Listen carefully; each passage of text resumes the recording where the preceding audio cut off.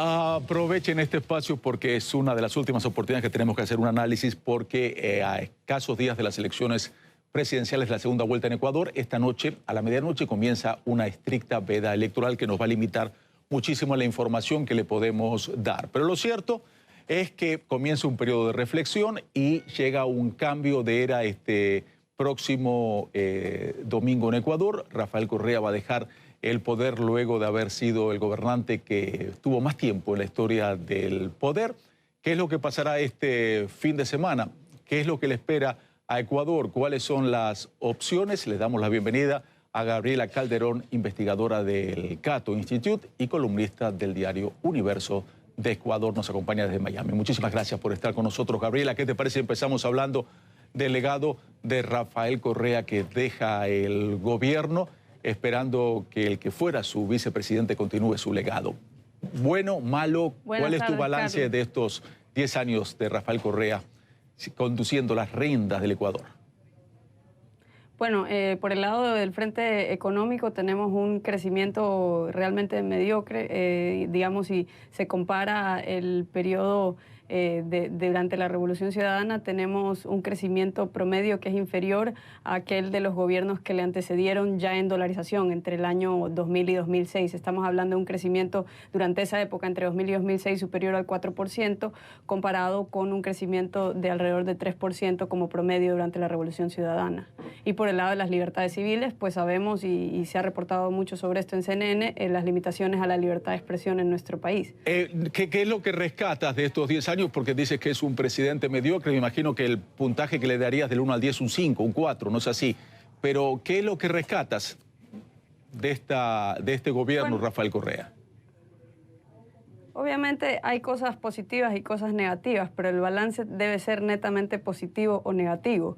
Y si lo vemos por el lado de lo que sería la economía, estamos en medio de una recesión todavía y se pronostica que durará hasta el año 2020. Es decir, el FMI proyecta que recién en el año 2021 volveremos a un crecimiento positivo. Y por el lado de lo que es una democracia, tenemos un país donde las instituciones han sido capturadas por el Poder Ejecutivo. Vivimos esencialmente una dictadura de un solo partido que controla no solo lo que es el legislativo actualmente, sino también los organismos de control y también el Consejo Nacional Electoral. Eso es lo que ha pasado durante los últimos 10 años, le tomó, digamos, al partido de gobierno Alianza País aproximadamente 2 años capturar estas instituciones de control, y esa ha sido la norma, las reglas del juego durante esta última década. Normas de juego, pero Gabriela, también me gustaría que pongamos en contexto que las elecciones en que estuvo Correa tuvo una cierta aceptación popular, propuso una revolución y tiene seguidores importantes dentro de su país. No podemos hablar de encuestas en estos momentos porque está esta veda que se va a poner mucho más estricta a partir de esta medianoche, pero lo que puede pasar este próximo domingo entre el candidato del oficialismo, Lenín Moreno, y Guillermo Lasso, el de la oposición, que busca un cambio, es difícil de pronosticar porque está muy, muy reñido. ¿Por qué, si me dices que la situación es tan mediocre, tan mala la situación económica, aunque el gobierno dice que la recesión están saliendo, por qué no sabemos qué puede pasar este domingo en el Ecuador? Porque hay mucha incertidumbre generada por la ausencia de reglas justas y claras. Este es un proceso electoral anormal, no es un proceso electoral como en aquellos países donde el Consejo Nacional Electoral, es decir, el ente que organiza y supervisa el desarrollo de las elecciones, goza de independencia. Eso genera incertidumbre. De hecho, una encuestadora argentina, Jacobé y Asociados, ha descifrado que un porcentaje importante de los encuestados consideran la posibilidad de que habrá un fraude. Hubo una denuncia por parte del jefe del Comando Conjunto de las Fuerzas Armadas, Luis Castro Ayala, de que en la primera vuelta se violó la custodia militar de las urnas.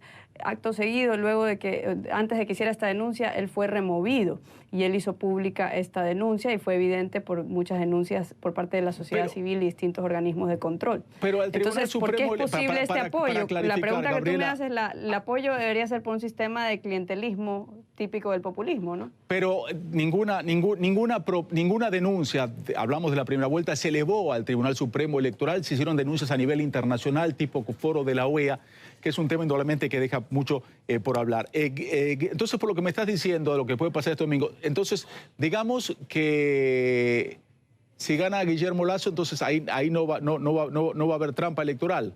Si gana Lenín Moreno, sí, por lo que me estás diciendo, ¿no? Porque si lo que me estás diciendo, si están manejando el Tribunal Supremo Electoral, entonces no puede, prácticamente por lo que tú me estás diciendo, no puede ganar Guillermo Lasso, porque está en manos del oficialismo.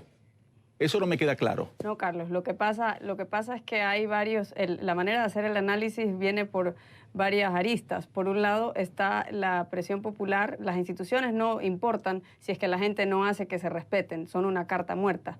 Las elecciones no importan si la gente no hace que se respete el reflejo de la voluntad popular en los votos.